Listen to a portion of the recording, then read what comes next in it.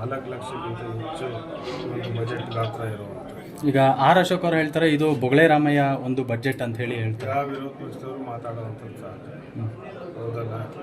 ಈಗಿಂದ ಅವ್ರದ್ದು 3 ವರ್ಷ ಸರ್ಕಾರ ಇತ್ತಲ್ಲಿ ಏನು ಮಾಡಿದ್ರು? ಪ್ರತಿ ವರ್ಷಕ್ಕೂ ಒಬ್ಬೊಬ್ಬರು ಮುಖ್ಯಮಂತ್ರಿಗಳು ಬಂದರು. ಅದರಿಂದ ಮುಖ್ಯಮಂತ್ರಿಗಳ ಮೇಲೆ ಸರ್ಕಾರದ ಮೇಲೆ ಆಪಾದನೆ ಮಾಡುವಂಥದ್ದು ಸಹಜ.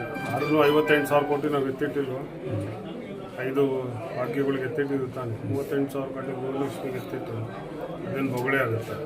ವಿರೋಧ ಪಕ್ಷದವ್ರು ಮಾತಾಡಬೇಕು, ಮಾತಾಡ್ತಾರೆ. ಸೊ ಅದನ್ನು ಅನ್ಸಾಗೋಕ್ಕೆ ಆಗುತ್ತೆ.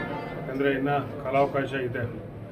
ಸರ್ಕಾರದ ಸ್ಥಿತಿಗತಿ ನೋಡಿ, ಈಗ ಬೇರೆ ಕಳೆದ 2-3 ವರ್ಷದಿಂದ ಏನೆಲ್ಲ ತಾಲೂಕು ಮತ್ತು ಜಿಲ್ಲೆಗಳು ಘೋಷಣೆ ಆಗಿತ್ತು, ಅದಕ್ಕೆ ಅನುದಾನ ಜೊತೆಯಾಗಿ ನಮ್ಮ ಜಿಲ್ಲೆಯಲ್ಲೂ ಈಗ 2 ಕಡೆ ಕೇಳ್ತಾ ಇರೋವಂಥದ್ದು. ಶಿರಾದವ್ರು ಕೇಳ್ತಾರೆ, ತಿಪ್ಟೂರವ್ರು ಕೇಳ್ತಾರೆ, ಮತ್ತು ಮಧುಗಿರಿ. ಸೊ ಮಧುಗಿರಿ ಈಗ ಶೈಕ್ಷಣಿಕವಾಗಿ ಜಿಲ್ಲೆ ಇದೆ. ನಾವು ಕಂದಾಯ ಇಲಾಖೆ ಜಿಲ್ಲೆ ಮಾಡಬೇಕು ಅಂತ ಮುಖ್ಯಮಂತ್ರಿಗಳಿಗೆ ನಾವು ಒತ್ತಡ ಅಂತ ಅಂದಿರುವಂಥದ್ದು.